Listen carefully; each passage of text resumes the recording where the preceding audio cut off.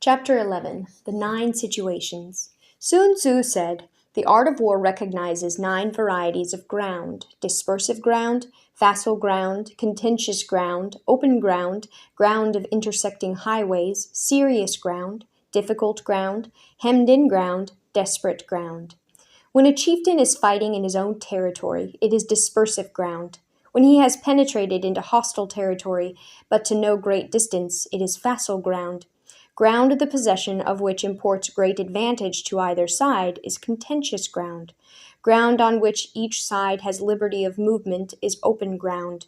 Ground which forms the key to 3 contiguous states, so that he who occupies it first has most of the empire at his command, is ground of intersecting highways. When an enemy has penetrated into the heart of a hostile country, leaving a number of fortified cities in its rear, it is serious ground. Mountain forests, rugged steeps, marshes, and fens, all country that is hard to traverse, this is difficult ground. Ground which is reached through narrow gorges and from which we can only retire by tortuous paths, so that a small number of the enemy would suffice to crush a large body of our men, this is hemmed-in ground. Ground on which we can only be saved from destruction by fighting without delay is desperate ground. On dispersive ground, therefore, fight not. On facile ground, halt not. On contentious ground, attack not. On open ground, do not try to block the enemy's way. On ground of intersecting highways, join hands with your allies. On serious ground, gather and plunder. In difficult ground, keep steady on the march. On hemmed-in ground, resort to stratagem. On desperate ground, fight. Those who are called skillful leaders of old knew how to drive a wedge between the enemy's front and rear, to prevent cooperation between his large and small divisions, to hinder the good troops from rescuing the bad, the officers from rallying their men. When the enemy's men were scattered, they prevented them from concentrating. Even when their forces were united, they managed to keep them in disorder. When it was to their advantage, they made a forward move, when otherwise they stopped still.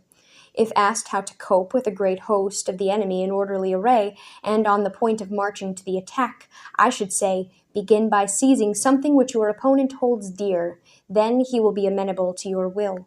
Rapidity is the essence of war. Take advantage of your enemy's unreadiness, make your way by unexpected routes, and attack unguarded spots. The following are the principles to be observed by an invading force. The further you penetrate into a country, the greater will be the solidarity of your troops, and thus the defenders will not prevail against you. Make forays in fertile country in order to supply your army with food. Carefully study the well-being of your men and do not overtax them. Concentrate your energy and hoard your strength. Keep your army continually on the move and devise unfathomable plans. Throw your soldiers into positions whence there is no escape, and they will prefer death to flight. If they will face death, there is nothing they may not achieve. Officers and men alike will put forth their uttermost strength. Soldiers, when in desperate straits, lose the sense of fear. If there is no place of refuge, they will stand firm. If they are in the heart of a hostile country, they will show a stubborn front. If there is no help for it, they will fight hard. Thus, without waiting to be marshaled, the soldiers will be constantly on the qui-vive. Without waiting to be asked, they will do your will. Without restrictions, they will be faithful. Without giving orders, they can be trusted. Prohibit the taking of omens, and do away with superstitious doubts. Then, until death itself comes, no calamity need be feared. If our soldiers are not overburdened with money, it is not because they have a distaste for riches. If their lives are not unduly long, it is not because they are disinclined to longevity. On the day they are ordered out to battle, your soldiers may weep, those sitting up bewetting their garments, and those lying down letting the tears run down their cheeks. But let them once be brought to bay, and they will display the courage of a Chu or a Kuei. The skillful tactician may be likened to the shuai jian. Now the shuai jian is a snake that is found in the Shang Mountains. Strike at its head, and you will be attacked by its tail. Strike at its tail, and you will be attacked by its head. Strike at its middle, and you will be attacked by head and tail both. Asked if an army can be made to imitate the shuai jian, I should answer yes. For the men of Wu and the men of Yu are enemies, yet if they are crossing a river in the same boat, and are caught by a storm, they will come to each other's assistance just as the left hand helps the right. Hence, it is not enough to put one's trust in the tethering of horses and the bearing of chariot wheels on the ground. The principle on which to manage an army is to set up one standard of courage which all must reach. How to make the best of both strong and weak, that is a question involving the proper use of ground. Thus, the skillful general conducts his army just as though he were leading a single man willy-nilly by the hand. It is the business of a general to be quiet and thus ensure secrecy, upright and just, and thus maintain order. He must be able to mystify his officers and men by false reports and appearances, and thus keep them in total ignorance. By altering his arrangements and changing his plans, he keeps the enemy without definite knowledge. By shifting his camp and taking circuitous routes, he prevents the enemy from anticipating his purpose. At the critical moment, the leader of an army acts like one who has climbed up a height and then kicks away the ladder behind him.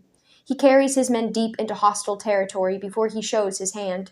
He burns his boats and breaks his cooking pots. Like a shepherd driving a flock of sheep, he drives his men this way and that, and none knows whither he is going.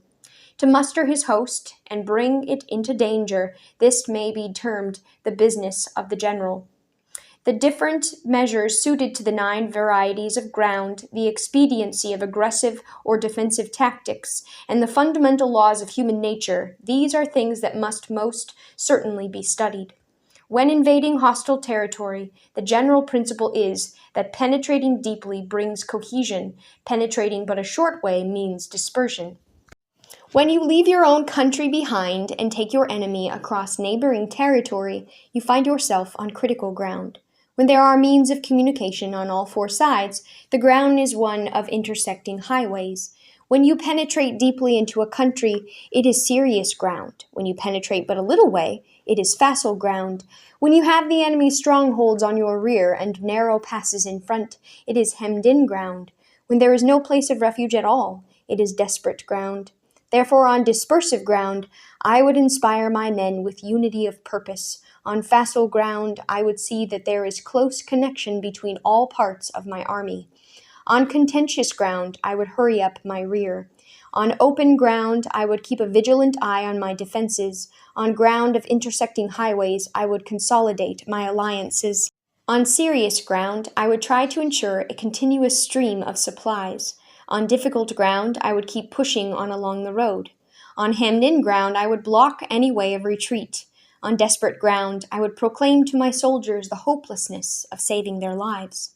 For it is the soldier's disposition to offer an obstinate resistance when surrounded, to fight hard when he cannot help himself, and to obey promptly when he has fallen into danger. We cannot enter into alliance with neighboring princes until we are acquainted with their designs. We are not fit to lead an army on the march unless we are familiar with the face of the country, its mountains and forests, its pitfalls and precipices, its marshes and swamps. We shall be unable to turn natural advantages to account unless we make use of local guides. To be ignorant of any one of the following 4 or 5 principles does not befit a warlike prince. When a warlike prince attacks a powerful state, his generalship shows itself in preventing the concentration of the enemy's forces. He overawes his opponents, and their allies are prevented from joining against him. Hence, he does not strive to ally himself with all and sundry, nor does he foster the power of other states. He carries out his own secret designs, keeping his antagonists in awe. Thus he is able to capture the cities and overthrow their kingdoms. Bestow rewards without regard to rule, issue orders without a regard to previous arrangements, and you will be able to handle a whole army as though you had to do with but a single man. Confront your soldiers with the deed itself. Never let them know your design. When the outlook is bright, bring it before their eyes, but tell them nothing when the situation is gloomy. Place your army in deadly peril, and it will survive. Plunge it into desperate straits, and it will come off in safety. For it is precisely when a force has fallen into harm's way that it is capable of striking a blow for victory. Success in warfare is gained by carefully accommodating ourselves to the enemy's purpose. By persistently hanging on the enemy's flank, we shall succeed in the long run in killing the commander-in-chief. This is called ability to accomplish a thing by sheer cunning. On the day that you take up your command, block the frontier passes, destroy the official tallies, and stop the passage of all emissaries. Be stern in the council chamber, so that you may control the situation. If the enemy leaves a door open, you must rush in. Forestall your opponent by seizing what he holds dear, and subtly contrive to time his arrival on the ground. Walk in the path defined by rule, and accommodate yourself to the enemy until you can fight a decisive battle. At first, then, exhibit the coyness of a maiden until the enemy gives you an opening. Afterwards, emulate the rapidity of a running hare, and it will be too late for the enemy to oppose you.